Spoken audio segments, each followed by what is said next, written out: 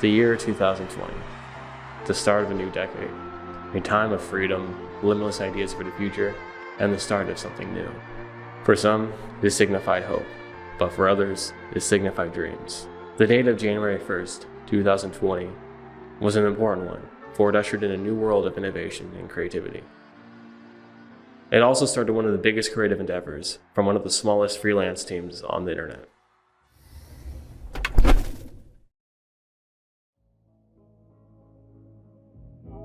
I've been a part of this channel since, well, before it was a glimpse in anyone's eye.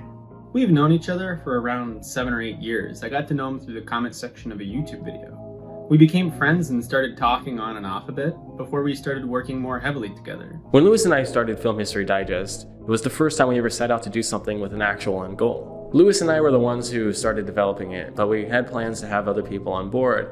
But at the end of the day, it was mainly just Lewis and I who worked on the majority of it. Working on a project like this has been a crazy undertaking, but we've both worked really hard to make sure it continued month to month. And even though we've mostly stuck to that, it's proven to be one of the biggest undertakings we've taken on. Putting these finishing touches on this project has been really important to Lewis and I, because it's something that we've worked really hard for, and we really want to make sure it gets the sense of conclusion and we end it the way that we really want it to. So with that said, in this last episode of Film History Digest, let's take you behind the scenes and show you what it was like to work on Film History Digest. Let us begin.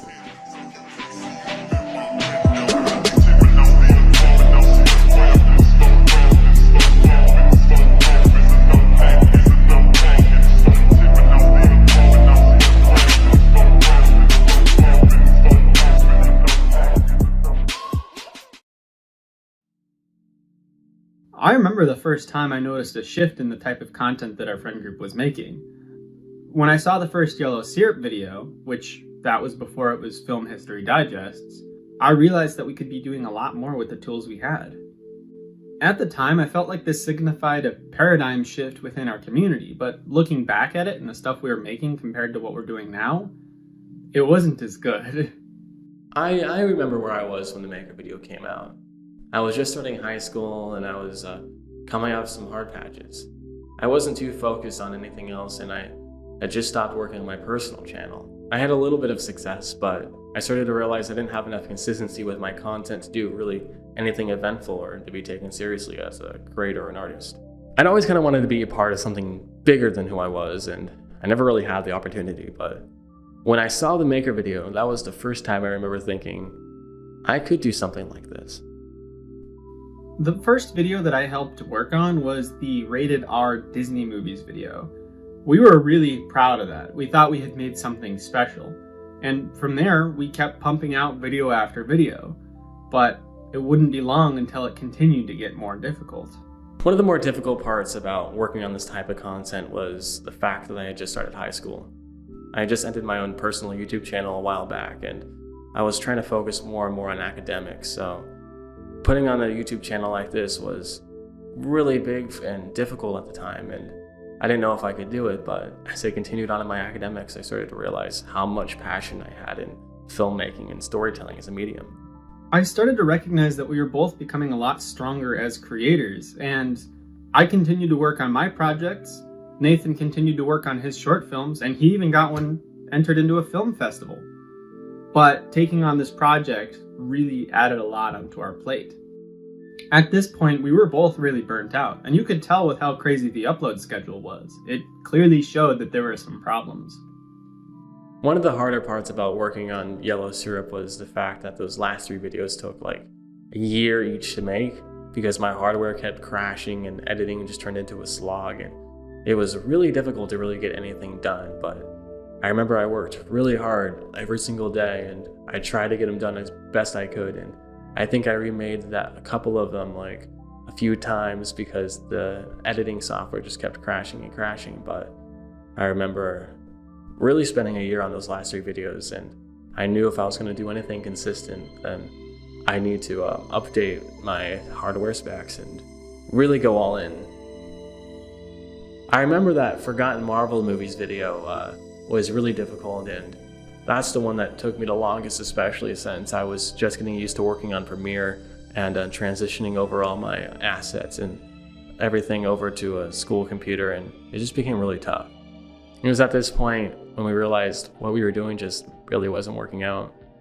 The original creator of the channel was barely involved, and it was just me and Nathan working on them together.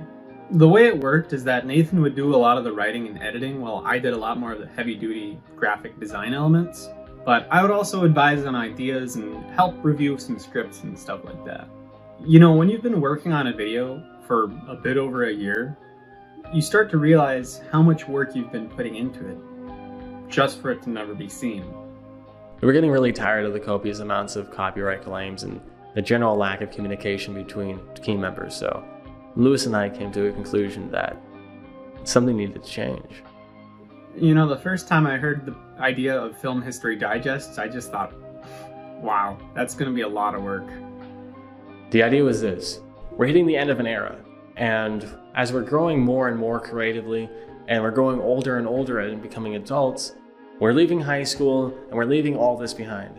And so we thought if we're going to leave this part of our life behind, we might as well set it off in a great finale. And in my opinion, and in Lewis's opinion, Film History Digest was the best way to go. I remember I really did try to make this channel connect and hook onto the algorithm. I'm not gonna lie, I really did try hard, and I wanted to have the metadata be really well done and the thumbnails be beautiful and do trending topics and have them catch the algorithm in length.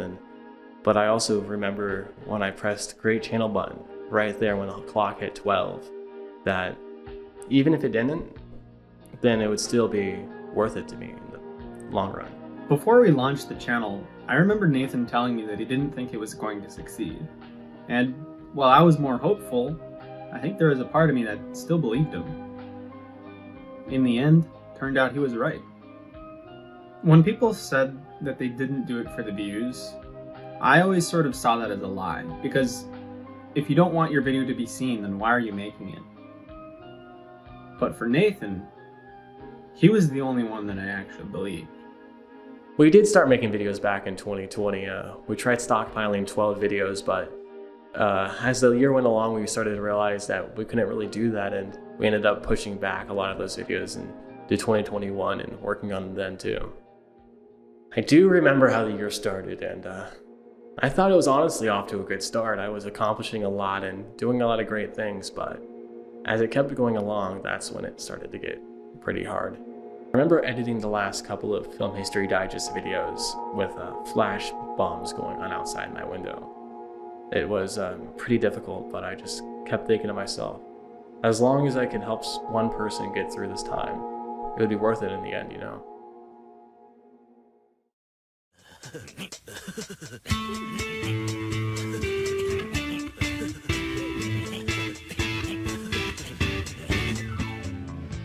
I remember watching the Beavis and Butthead video, and actually thinking this channel had some potential. It was one of the few projects that I've worked on that have actually seen some kind of success. I remember being surprised at the success, and I don't remember thinking really much of it when I put it out, but I'm glad we were able to do as much as we were with it, and I was able to get the reception it did, really. Well, I gotta say, man, I mean, there was 2 or 3 moments in that where I actually choked up, and I don't know you that well or your narrator guy, but I'm very, very proud of you. That was very important. Thank you for doing that. Getting that message really meant a lot to me. It's something that I've always worked towards, is making the same type of impact that other people have made on my life, and hearing that I was able to do that to just one person just means more to me than pretty much anyone can ever imagine. I've worked my entire life to try to make as much as I could and attempt to work as hard as I could to do whatever I can to benefit as many people as possible. And that message was the first time I've actually heard from a personal account how something I've done made a difference on someone's life. And it just meant a lot to me. One of the biggest challenges is that me and Nathan are fairly dyslexic. It makes it really hard to write scripts, especially when you're jumbling together the words and writing in ways that are more unconventional. We tried our best to mitigate the problems, but when I'm the only one reviewing the scripts, it makes things really difficult. There were still some mistakes that slipped through the cracks, but overall, this was one of the hardest parts for us. For me, there was several challenges I had while working on this project. I had developed COVID a while back, and that made it pretty difficult to focus on pretty much anything, let alone edit videos or write scripts.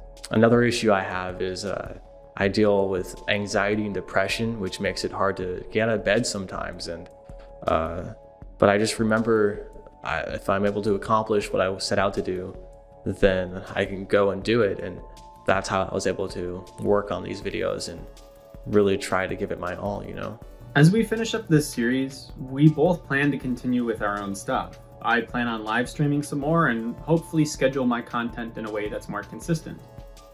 What I plan on doing after this is, well, a lot. I mean, I do want to focus on school. I'm a sophomore right now and I'm trying to finish up to get my film degree, but I'm also working on several other projects while I'm doing that. One of the main projects that I'm working on is this screenplay called Going Local. It's a story about two boys that run away from home and end up having the best parts of life, but also some of the worst. And it's something that's really personal for me, and I've been working on it for the last 4 years. And I really want to put my time and effort into that when I can and see where I can go with it and see how well I can develop it. I'm also working on a few other scripts other than that, but that's the one that I really want to focus on for the time being. If we were to continue the channel, we would have to grow, expand, and go bigger, which isn't something that can be done when the channel's being run like this. It's always my plan to have a more self-contained showcase so I can point at something and say, hey, look what I'm capable of. I did this, you know? And before I didn't really have that. Before I leave one last time, I just wanted to say that working on this project has been a blast, and I feel personally lucky to have been a part of it. For me to sign off is like parting with a child. I've worked so hard to build this and put all my love and put everything I could into this series. Lewis and I are going to continue on to make as much as quality content as we can, but for Film History Digest, this is goodbye. And if I were going to say one last thing, it would be to thank you. Thank you. Thank you for watching.